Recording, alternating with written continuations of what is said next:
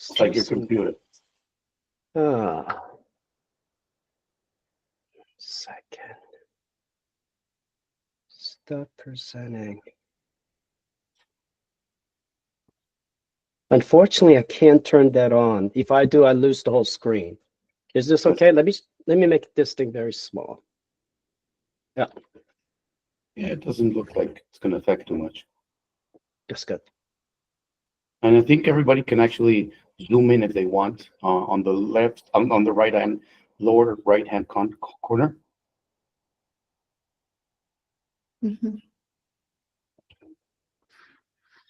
Bueno, ready, Lupita and Mara, if you want. Okay.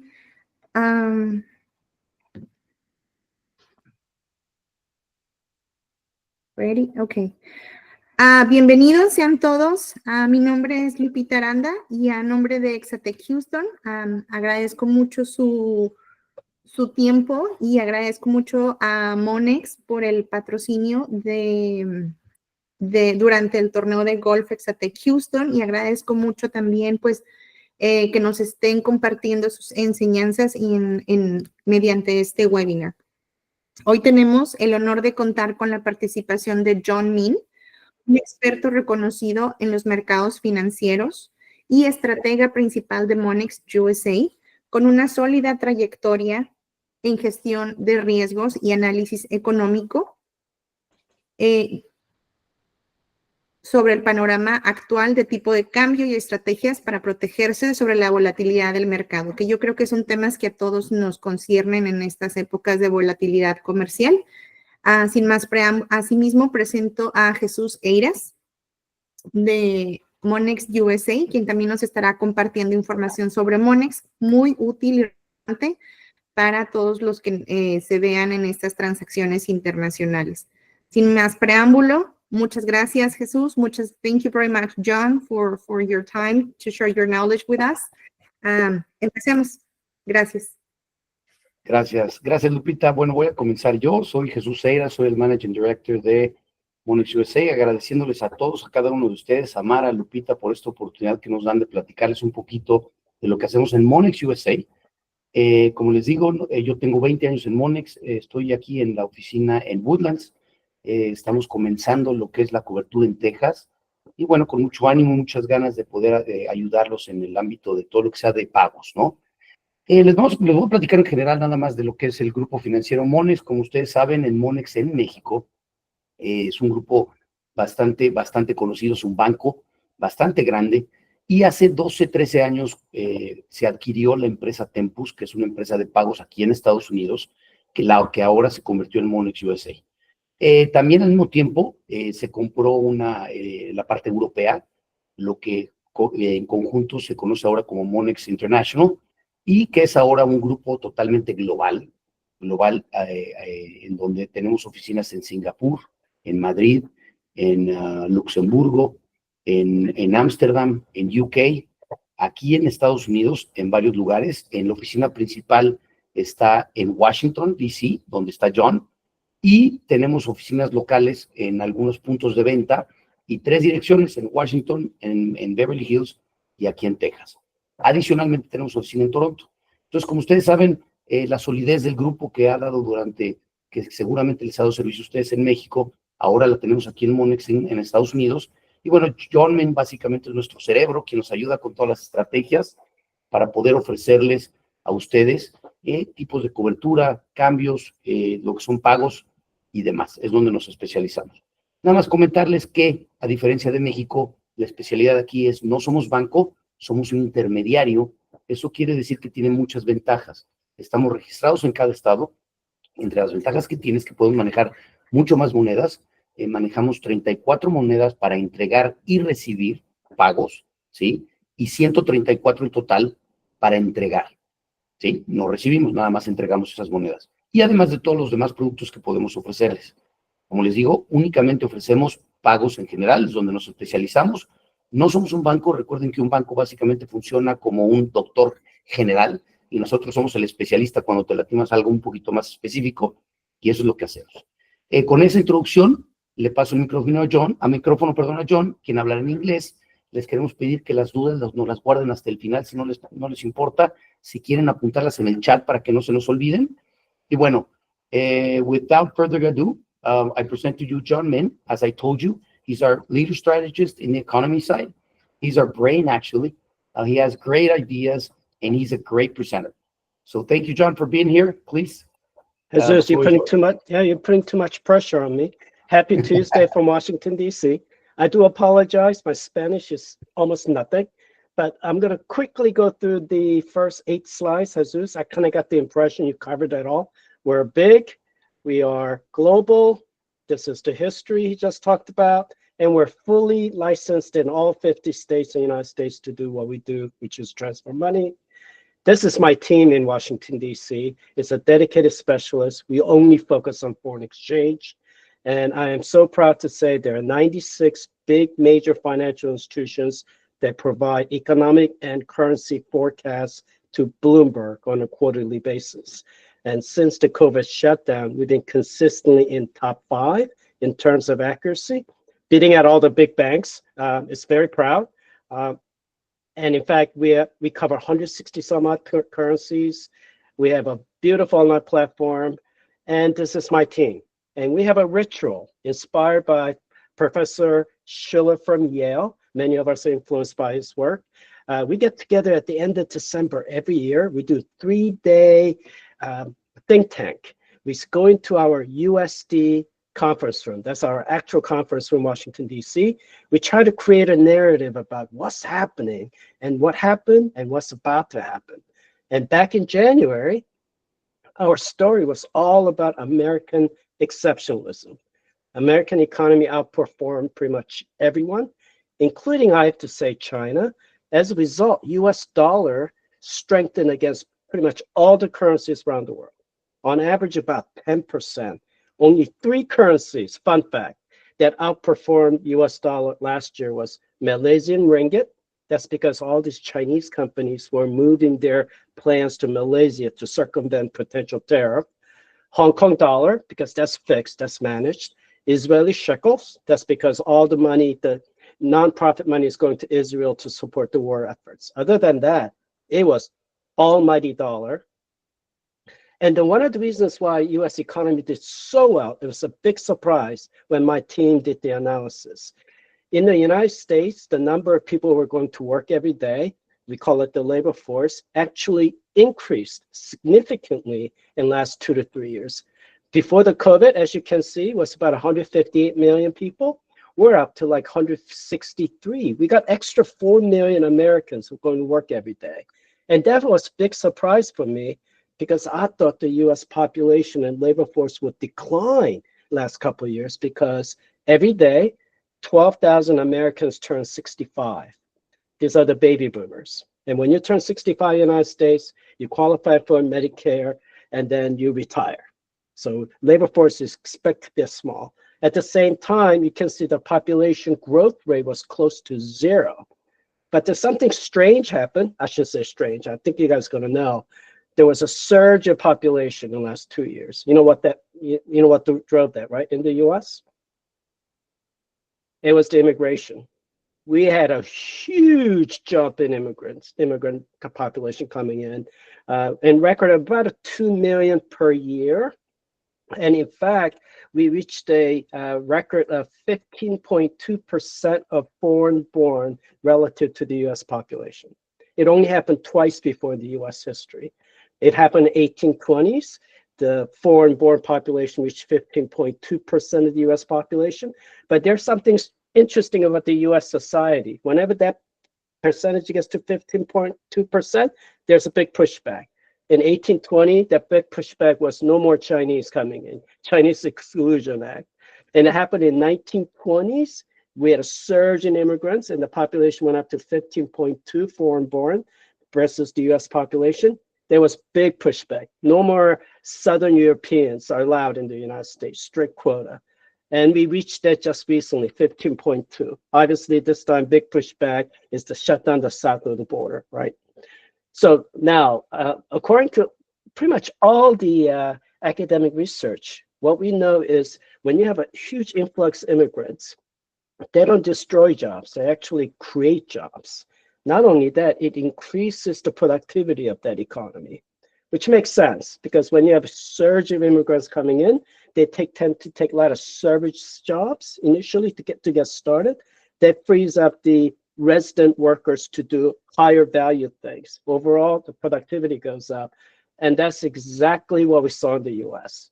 It's amazing that the US productivity, that's the output per hour, we've been averaging about 1% barely. But for the last 2 to 3 years, we've been averaging about 2.2, 2.3%. You know what that means, though?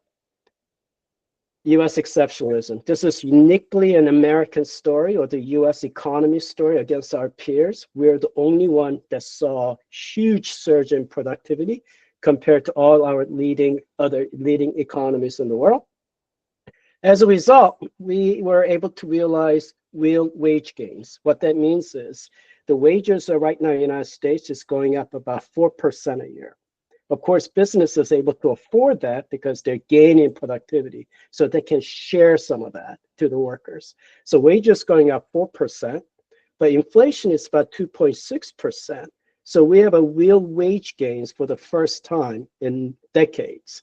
And then, of course, you got 163 million Americans going to work every day. Unemployment rate at 4.2, very low. As long as we're getting this paycheck, we're getting gains. And guess what American consumers do best? Whenever there are gains, we went shopping. And retail sales continues to go up, set new records. And in the United States economy, about 70% of GDP is driven by consumer spending. And when these consumers continue to spend, that explains why US economy had a phenomenal last year. On average, these are quarterly GDP growth rates. On average, it's about 2.8%, just beating out pretty much everyone in the OECD or the developed economies. We even came close to beating China because I don't trust their numbers to percent. I think they grew about 3% real terms, not 5% as they reported. So we were the economy. And in fact, January of this year, we concluded the story will continue. We're on a golden path. US dollar is going to do very well. And it's going to be another awesome year for the United States. Except, oh, by the way, it was not just us. 4 blocks down the street from our office is IMF and World Bank. And in January, they published their forecast. And they were exactly in line with us. Last year, we grew about 2.8. This year, 2.7. They were saying exactly the same thing we were saying. Mexico was very interesting. They thought year will end at 1.8%, but there was a surprise fourth quarter of last year. There was contraction. I'll talk about that. There was a big surprise, but IMF thought it would recover to about 1.4%. But of course, this was first week of January when this forecast came out. And then, of course, everything changed January 20th. I call it the Trump 2.0 effect. And when it came into the picture, there was a sudden shift in financial market sentiments. By the way, that gentleman is smiling. He looks very happy. That was me in January because I hit that number. You know what that number is? I've been saving for my retirement for the past 30 years. I had a magical number that I want to hit, and then I hit it. January this month, this year I was like, oh my God, I hit the number I wanted. But everything changed overnight, literally, because of tariffs. It all started with February 1st. So January was fantastic. February 1st, out of nowhere, 25% tariff on Canada, Mexico, and 10% on China. And that was just a start. At this point, I have a hard time keeping up. What's on, what's off, all that. But accumulatively is just all entire month of March. It was a change in sentiment, and the stock market became very volatile. As a result, I'm not surprised. I have a friend that works for the Economic Policy Institute, and they put together what's known as uncertainty index. It's a very simple way of doing this. They look at 10 newspapers every day, and they look for words like economic uncertainty, economic anxiety, and they compile it. And the level of uncertainty in the United States in March was at the level we had not seen since the COVID shutdown. So there's so much uncertainty in the market, it's reflected in the stock market as well. And then, of course, we had Liberation Day. That was April 2nd. An idea was we're going to reciprocate the tariff other country poses. And the famous formula that was used at the White House to justify these tariff rates you see here is this formula. It sounds very scientific because you see Greek alphabets, epsilon, alpha. This is export minus import, and this is price elasticity of import. I actually read the original study they're based on, and I found that they were all made up. And in fact, epsilon is number 4. I don't know where they got the number 4 from. Epsilon, the phi is 0.25. So when you take 4, multiply by 0.25 is 1. Conveniently, it just disappears. And all it is just based on if country has a trade surplus with us, or we have a trade deficit with them, when we say we US, we're just going to impose tariff on them, about 50%. And of course, China was going to get 67%, but he was being generous. He's going to cut that in half to 34, and so on and so on and so on. Put it all together in the United States right now, according to Yale University, their budget center, when you average out all the tariffs in place in the United States, it's about 22.4%. We have not seen this level of tariffs since early 1920s. Actually, you have to go back to early 1900s. And prior to that, our average tariff rate was about 4%. So this is a massive shock to the global trade system. And of course, in my university, when I teach tariffs, I do this really boring lecture using the blackboard, and I try to map out what will be the effect. There's a tariff revenue that President Trump wants. Consumers will pay extra. The prices will go up. These are all theoretical. But what we know is that we have empirical data from Trump 1.0.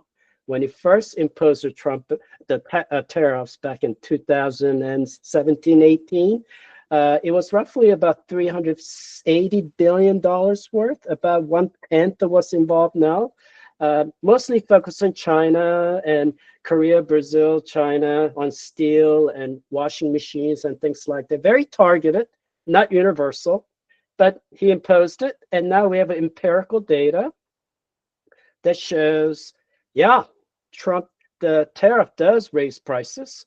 This is the CPI, Consumer Price Index. When you impose tariffs on those goods, prices do actually go up. And this is not theoretical exercise. This is based on real data, on peer review articles. And then, of course, the tariffs are paid by American household. It is taxes on US consumers, roughly about $200 to $300. Now, current tariff affects about 10 times the volume. So according to Yale University, their recent study they just did at the Budget Center, the average American household is going to pay extra $2,500 to $3,000 for all the tariffs that's in place as of today. Of course, it could change tomorrow, but as of today, that's the burden. And of course, another issue, or the Secretary Benson from the current Treasury says, oh, don't worry about the tariff and the prices going up. It's going to be just one-time increase. So it's going to be transitory inflation. But we have a real world data from 2018, peer review using line-by-line effects of prices. We know that it's not a one-time. It could last about a year. So right now, based on the survey we have done American households are expecting inflation to go up to about 4%, up to 5% next year. If this happens on top of that, we are looking at a possible inflation rate of 5 or 6%, but not just one time, but it could last 1 or 2 years, which has a huge implications what the Fed is going to do. Actually, they're meeting tomorrow down the street from us. So what are the effects? What we know from 2018, it does slow the economy down for the United States. As you can see, the GDP goes down. And not only that, if there's a retaliation, like the last time by China, it's going to have a compounding effect. So what do we know about tariffs in the US? Prices will go up, consumers will pay, it's the taxes, and the US economy is going to slow. And then, of course, Just a couple of years ago, whenever I did presentations like this, I would ask my TAs, my teaching assistants, graduate students, to do the research for me. But guess what? Today, I used ChatGPT. I said, ChatGPT, go out there and get all the leading studies and crunch it and summarize the result for me. Instead of taking weeks for my TAs to do it, it took about an hour at the most. Oh, by the way, that picture of those graduate students, they're made up by ChatGPT. It's not real. But based on all this literature review that we have done, conclusion is exactly the same. That there will be an increasing cost to American households, the economy is going to slow, and the price is going to go up. And as a result, I'm not surprised that based on latest consumer sentiment survey in the US, these are forward-looking survey, right? Because economic indicator tends to be a lagging indicators. So looking forward, how do consumers feel? If you look at consumer confidence index from the conference board, we are at the level we have not seen since the COVID shutdown period. So if you want to kind of get an idea of how the American households feel, it's the same feeling, anxiety that we had during the COVID shutdown period. If you look at Michigan consumer sentiment, which is really based on household finance situations, we're getting as bad as at the height of when inflation hit close to 10% in the US. So looking at both confidence, sentiment, we're hitting at almost record low levels, a recent record low. So American consumers are not happy, they're anxious. I am waiting for the retail sales to slow in the coming months. If that happens, US economy will definitely slow down.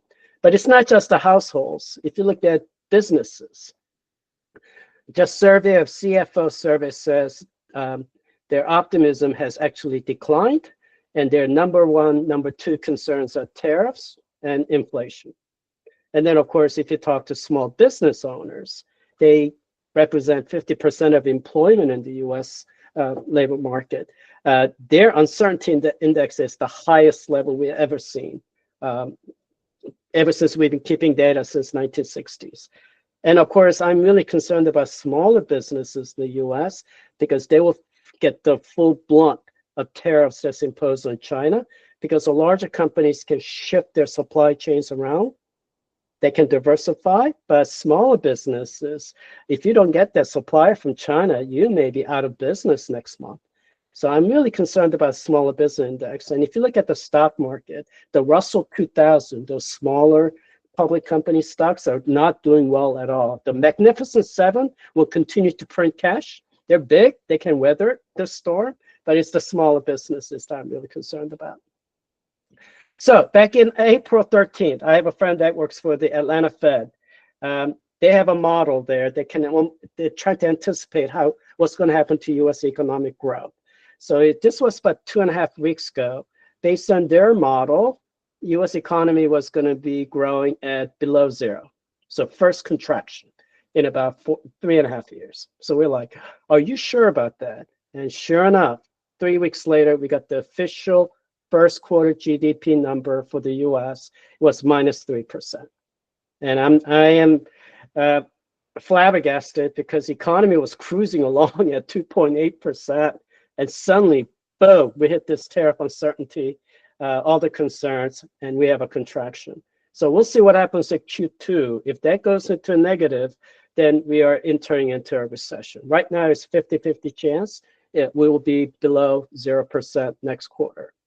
Now, when you break down, how do we get to negative 3%? It was very interesting. So when you strip away just a headline number, look at deeper, what we find is that personal consumption drove the GDP growth up by 1.2, 1.3%. So American consumers are still spending.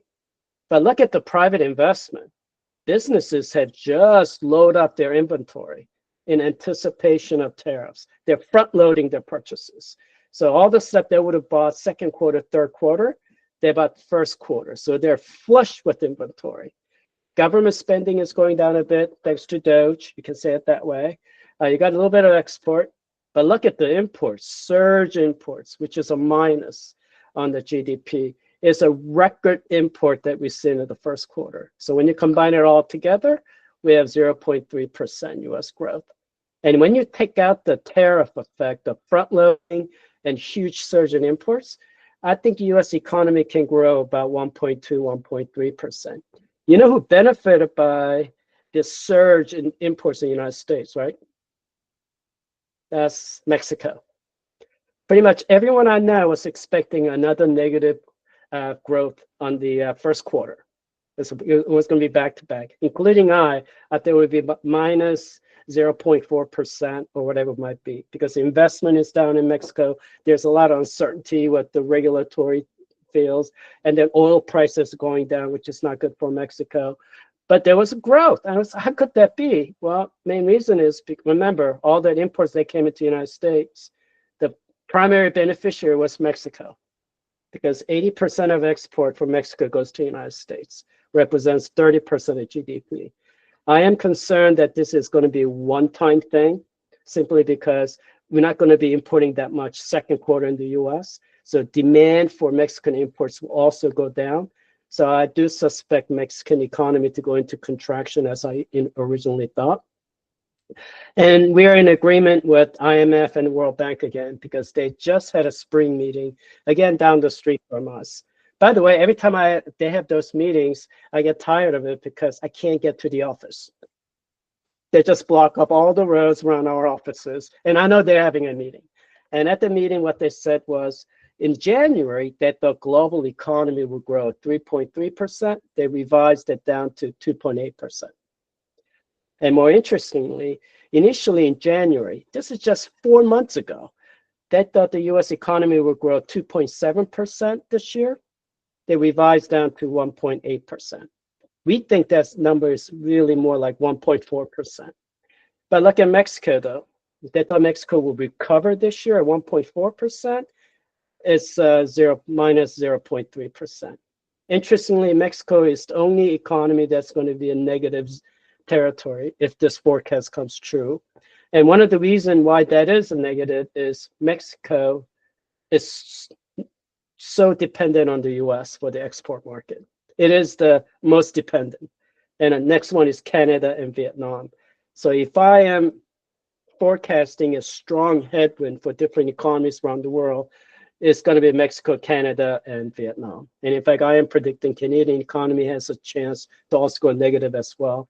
The OECD, the Organization for Economic Cooperative Development, different world organization, based on their forecast, they think the recession in Mexico is going to be more severe this year, minus 1.2, 1.3.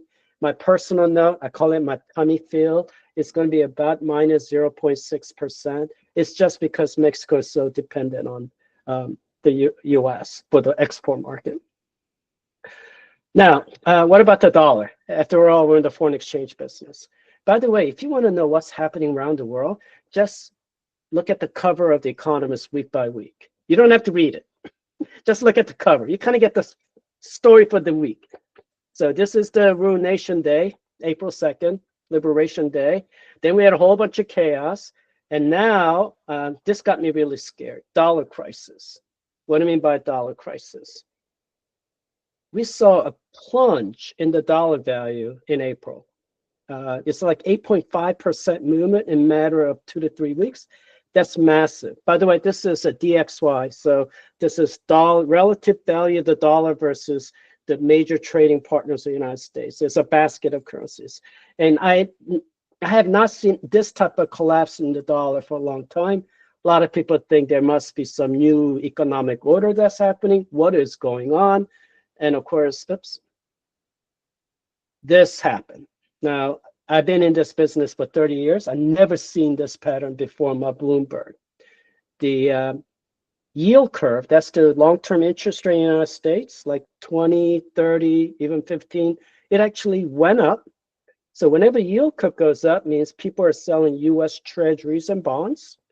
Whenever that happens, stock market usually goes up because money gets out of the bond market, goes into equities. But this time, for the first time I've seen this, the yield curve went up, telling me that investors are selling US treasuries, but they were also selling US dollars. And they were also selling gold. It's like, what is going on? Well, they were selling that's anything that's US based. And guess what? The money went to Europe. European stocks did very well this period.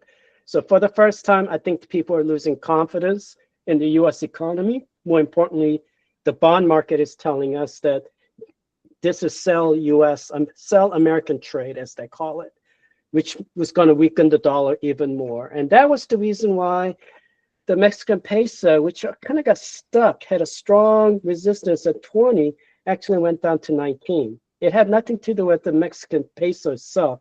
It's just global sell-off of the dollar. So we're below 20 at this point. Now the question is, which way is this going to go? Oh, by the way, this is a VIX, and it's just the market volatility. Foreign exchange market is extremely volatile right now. As of last Friday, VIX was 32. All that means, you plug it into a formula, we could expect up to 2% movement in volatility in 24 hours in the foreign exchange market. As of this morning, this went down to about 28. So we can expect about 1.5% movement. We kind of saw that today because Trump says he likes USMC agreement. That was positive for the Mexican peso. So I'm looking at 19.64 at this time. Now, what's going to happen going forward? This is where I kind of copped out. Instead of telling you my forecast, what I did was I went to the Bloomberg, pulled the leading analyst forecast for next 3 months on US dollar, Mexican peso exchange rates. And the consensus forecast is it's going to get weaker. It's going to be about 20.37. Right now it's 19.61, 62. So it is going to get weaker in the next 3 months. I feel that we have a chance to go to 21, and I'll explain why that's the case. If you want to know which way the currency is going to go short term, I go to Chicago Mercantile Exchange, and I look at the futures market, because these are I call it the smart money. These are the hedge funds, institutional traders, big investment, insurance companies. They're placing bets every 3 months. Right now, it looks Mexican peso is kind of stable. There's no sell-off. So I think in the short run, we're going to be at this 19 range. But in 3 months, if you look at the futures market, looking at what's going to happen to the interest rates, it looks like the Central Bank of Mexico will be lowering interest rate faster than the US. That's what the market is telling us, looking at the yield curve. That means interest rate differential is going to be less. If that's the case, the dollar should strengthen against Mexican peso. Of course, that assumes there'll be no more tariff shocks. Just assuming what we know now, we are predicting that Mexican peso could go up to about 21 in about 3 months, just looking at the futures market for the yield curve. Now, for those of you who are in the foreign exchange market, I just want to share with you some of the latest information that we got. You all know the exchange rates you see on the website. These are the interbank rates. These are the wholesale rates. In order to get anything close to the exchange rates you see on the Bloomberg, CNBC, FX Street, Financial Times, whatever it might be, these are wholesale. In order to get that, you got to do $20, $30, $40 million transactions regularly. Obviously, most businesses, individuals, we're not going to get to that wholesale. We're not going to get those interbank wholesale rates. So we have to deal with the sell side. You know what the sell side is, right? These are the salespeople at the banks, and they are the ones who mark up the wholesale rate, and then they sell it to you. And of course, every foreign exchange transactions are over the counter. What that means is they're negotiated. So if you have a transaction you want to do as a business, and you go to 3 different banks, you're going to get 3 different exchange rates, because there'll be 3 different markups. And if you go to 3 different traders within a bank, you're going to get 3 different rates. That's what I mean by over the counter. It's purely negotiated. Whatever the rate the sell side tells you and you accept, that's legally binding contract. As a result, I have a friend, Yannick Timmer. He's with the IMF, but he's with the World Bank now. Back in the IMF days, he did a detailed analysis, what's it like in the European market. Unfortunately, he could not do this in the US because banks are not obligated to share how much markup they put on your transactions. In fact, if you want to know what the markup is, and you go to your monthly bank statement to see what the exchange rate is, well, how much markup, they don't tell you. They will tell you how many international cross-border wires you made, how much they charge you for the wire fee, but there's no information about the markup.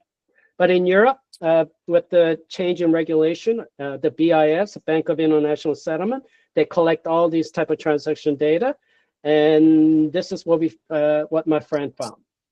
In Europe, if you deal with only one financial institution, that's one counterparty, the markup tends to be about 22 basis points, 0.25. Very similar to Canada. I suspect that's very similar to Mexico, dealing with the sophisticated businesses. That's what you get. But if you have two counterparties, in other words, you introduce competition, the markup averages about 14 basis points. And if you have three, more competition, the markup goes to 10 basis points, and so on, and so on, and so on. If you want to squeeze out all the excess markup in a foreign exchange rates, when you do these type of commercial cross-border payments in Europe, Canada, and Mexico. Unfortunately, US, we don't have the data. I have soft data, which I can share with you later. You need to deal with 5 different institutions. In other words, you have to let these guys compete to squeeze out all those markups. Jesus, how are we doing with time? 5 minutes? Yep, I think 5 minutes will do fine. It's the top. Jose Rubio, Yes. September 14th, 1971. Thank you to Tinny Place, Spring, Texas. Okay, let me finish it up. Let me just go quickly. And of course, we highly recommend, because of surge in volatility in the foreign exchange market, I think it's very prudent to hedge. And when it comes to hedging ideas, you can always reach out to Jesus as well. You can hedge your cash flow. You can hedge your investment overseas. You can hedge the value of the foreign assets you own. There's a lot of creative ways to doing it. You can do boring things like forward contracts. You can do more tailored approach like the currency options. And nowadays, you can do multi-currency account to net out if you have overseas interactions and things like that as well. But my one last slide, whenever you decided to hedge and do everything else at all, just remember, these are all over the counter. So if you get a price from someone, a financial institution, you need to compare with another one just to make sure you're getting what's fair and competitive. So we tell all our clients, you may be working with your bank, whatever it might be, but you always need a second opinion, and we're always there to provide the second opinion. And at this point, I'm gonna, fair use material. It's just our legal department says I gotta stop here, pause for 1 second, and then I'm gonna stop sharing. All right, John. Thank you so much. That was very interesting. If we want to go with the questions, if you want to use Spanish, English, I'm here to help. So please, anybody has any questions for John? No? Well, as you can see, go ahead, Karina. Adelante. Hi, John. Excellent presentation. Thank you for arranging this meeting.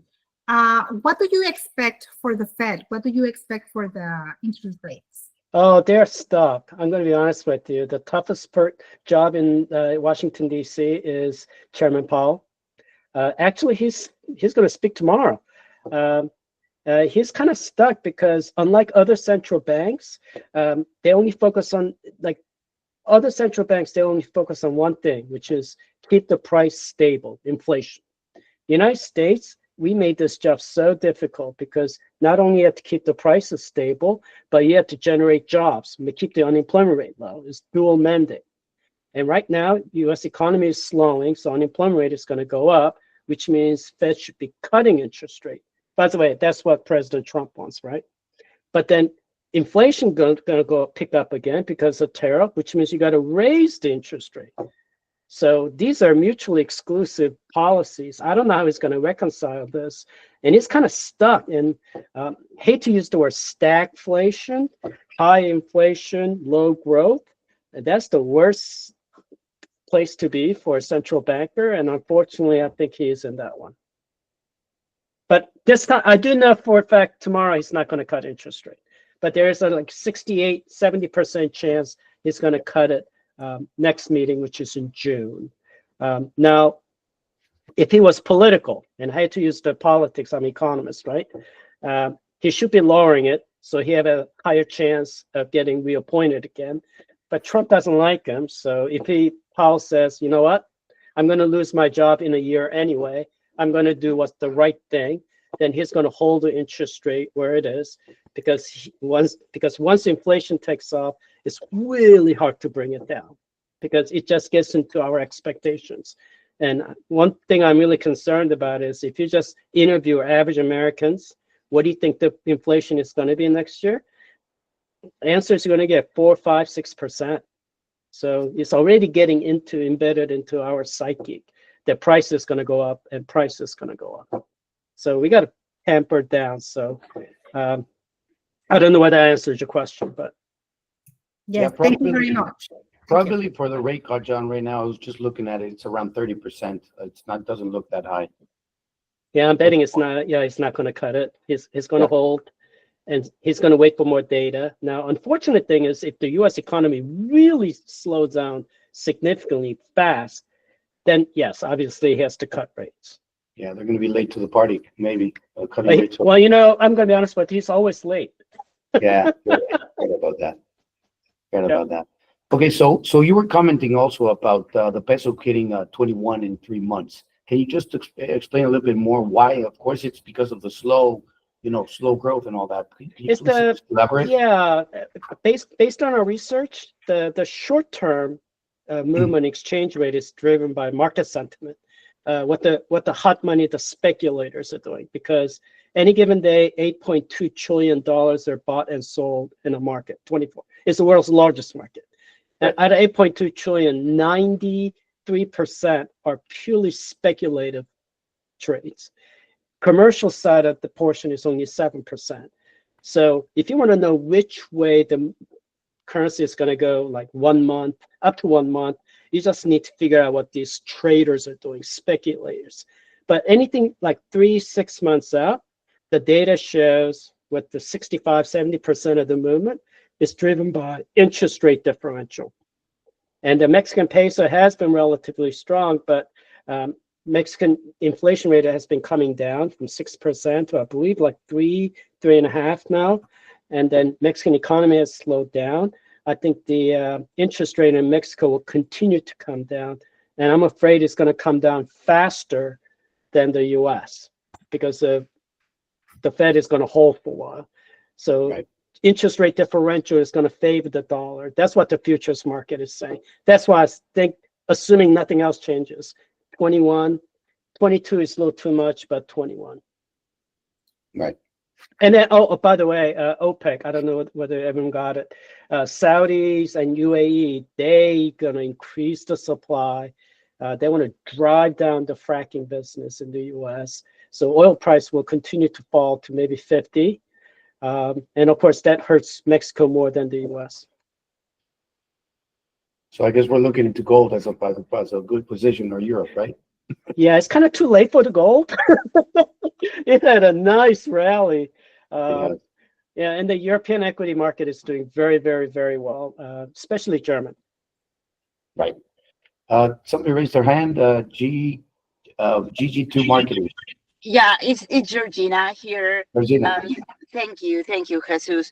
John, I have a question. It's kind of a rhetoric question. I don't really know a lot of around finances, but my question is more so like, supposedly all these tariffs and economic policies and all that is supposedly put in place to strengthen the country economy. And what I've heard from you today, it's basically, it's not exactly that. So I'm hearing more taxes, I'm hearing more inflation. Obviously, I'm not hearing, but also feeling and seeing a high price and an increase in a lot of things. So how is this helping the country economy? Like, is this man crazy? Like, well, that's a different question, right? But like, I'm trying to make sense of all these. Is this a long run bet that he's trying to, like, I'm just trying to make sense. I'm going to be honest with you. I have absolutely no explanation why he's doing this. That's logical, and that's embedded in data and facts and historical event. In fact, the United States, if you really look at the data, we blame China. They call it the China shock when you joined the WTO. That's when the manufacturing jobs in the United States have declined. But if you really look at the data, it's because American manufacturers are super productive. I mean, I go to our clients in Ohio and Wisconsin. It's a lot done by robots and machines and software. You don't need hundreds of people doing manual work. And Agree. And if Americans want to make shoes instead of making it in Vietnam, I'm all for it. But I don't know who's going to sit in front of the sewing machine 8, 9, 10 hours a day and making $15 an hour making shoes in the U.S. It just doesn't make sense. The only reason shoes are made in Vietnam instead of U.S. automated is because apparently it's really hard. It's not only cheaper, apparently it's really hard to make robots to do it because when you make shoes, the fabric stretch, the weather affects the rubber. There's a little bit of craftsmanship that goes into it. The flip side of that is there's a lot of stuff we don't make. I mean, we can't produce coffee. And avocados, good avocados, we can't produce it. And mangoes. And mangoes, exactly. It makes absolutely no sense to me. I can't explain it. So even like a follow-up question real quickly, even in the long run, like there's no sense for all these. Well, so I live in Washington, D.C., the suburb. I have a lot of government and consultants in my neighborhood. I cannot explain it economically, but politically, one plausible thing I heard is that what Trump wants is the tariff revenue, the revenue tax collection. And he needs that to justify for extending his tax cut because they're doing what's known as a reconcile process. In other words, the budget has to be neutral. So he needs to save money from somewhere. He's going to cut Medicaid. We all know that, but that's not enough. But if he imposed these type of tariffs, he could make about $1 trillion just on tariffs. And that's going to justify his tax cut. Politically, that makes sense. He is doing this to make the tax cut. Economically, I just cannot rationalize it. But I'm not a political person, so I don't like to speculate human motives that way. But in terms of numbers and data, is not. No, it's bad. Yeah. All right, John. All right, Georgina, thank you so much. Anybody else has a question? Nobody? Well, yes, I'm sorry. I have one. Sure, go ahead. John, even in the long term, I mean, a lot of people were saying that in the long term, this could benefit the U.S. because right now, for example, you don't see any U.S.-made cars in Europe, but you see all European cars here in the U.S. We are obviously at a trade disadvantage. Do you think that in the long term, these tariffs will benefit the U.S. economy? I am doubtful. I cannot imagine someone driving F-150 Ford truck through the streets of Italy, the small towns. American products, cars are not really designed for European market. And the smaller American cars are not made by GM, it's made somewhere else. Because all the per unit basis, American automobile companies, they need to build big SUVs, big trucks, because that's where they make money. And that's not what the rest of the world wants. I mean, this is a minor example, but if US wants to really export, then we got to compete just like anyone else, right? Now, I'm the first one to say one argument. I'm from South Korea originally. Initially, there were no foreign cars were allowed to give Kia, Hyundai chance to get big and be able to compete. And once they were able to compete, all that tariff just went away. So that I can justify from industrial policy point of view. So if we are thinking strategically and we want to promote certain type of industries, I think the use of tariffs and things like that does make sense. Right now, it's a tariff on every good that's coming into the United States at 10%. That makes absolutely no sense to me because, again, there are a lot of goods that we don't make in the United States. We have to import, but we're imposing 10% universal. That tells me that this is not strategic. This is more a chance to grab more revenue from American consumers to pay for the tax cut. Thank you very much. Thank you, Karina. Any gentleman that wants to leave the ladies that have been very very participating very much, that want to actually jump in? Nobody? Well, in the meantime, before we end, there you go, Jose Luis. Go ahead, Jose Luis. When do you think that the tariffs reflected to the interest rate reflected to the public, to the general public, could be lower? Because they do on the Fed some shrinks, but they didn't reflect as well to the public. Do you think there's a reason for that? I missed the question. Jesus, did you get the question? No, not really, Jose Luis. Can you please repeat the question, Jose Luis? Yeah. Sorry, I am driving, but this is my circumstance right now. So what I saw last year is that there were some reductions in the Fed rate, but to the people, to the general public, they were not like reflected like that reduction. Do you think there is a reason for that? Tariff reduction? Well, No, basically interest rate. Interest rates. Yeah, the interest rate. That was more because of the 10-year yield. That was actually, it's driven because of that more than anything else. But you're the expert, John. Oh no, the housing, the 10-year yield was coming down, right? Simply because the growth forecast was coming down, but more importantly, inflation was coming down nicely. So it was coming down for good reasons. Now it's going up because international investors selling U.S. Treasuries. Yeah. So when you sell, the bond price goes down, yield goes up. If they go in the opposite direction. So this has nothing to do with the inflationary concerns or inflation coming down or U.S. going into recession.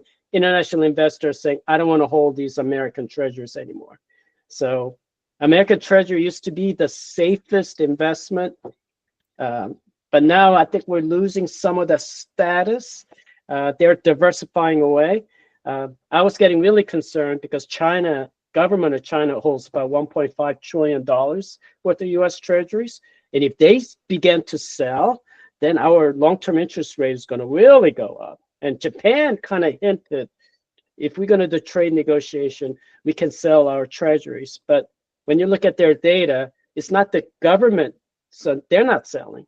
It's the individual private investors are selling, getting out of U.S., and for now, they seem to be going to Europe. By the way, that's why the euro really strengthened, and European stocks are doing very well right now.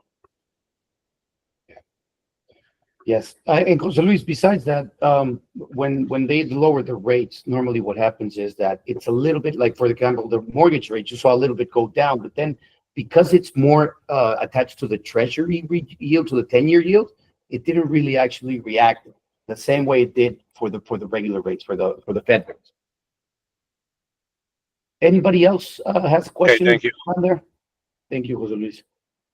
No? Okay, before we finish, and if somebody, we can actually hold another, answer another question, is just to let you know that we really appreciate this opportunity offered by Lupita and Mara.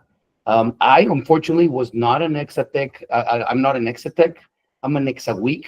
Unfortunately, I would love to have studied in the tech. Believe me, my wife is actually an Exatec. And I really understand, and I really like the university you guys all represent. And I just want to say thank you, Lupita. Thank you, Mara, for this opportunity. Thank you, John. It was a great presentation. And just to put ourselves at your service, I use the chat just to put our contacts. We can help you in your U.S. businesses and in your Mexico businesses. Even though we're in the U.S., we can still open accounts for Mexican businesses. And it's just very important. I was telling at the beginning of the presentation that even though we're a huge part of the Monex group in Mexico, Here in the US, because regulation is different, we are very active in a lot more currencies that we are in Mexico. Here, we can actually hold in your account 34 different currencies. In Mexico, they can only do 7. And also, we can trade 134. So with that, if there's no other question, I'll let you go and have dinner, everybody. Thank you so much, John. I really appreciate you participating. Lupita, anything else? Thank you, Jesus. Thank you, John. Remember, everybody, we have our YouTube channel, Exatech Houston, and we are going to be transmitting this webinar over there too, in case you wanted to review one of the information that John very kindly shared with us. And we're going to send an information of Jesus and John to everybody's emails, so you can get in touch. Awesome. Thank you very much for participating, and we'll see you in the next webinar. Thank you, Mara. Thank you. Love that. Thank you so much. Thank you. Thanks, everyone. John. Gracias. Buenas noches.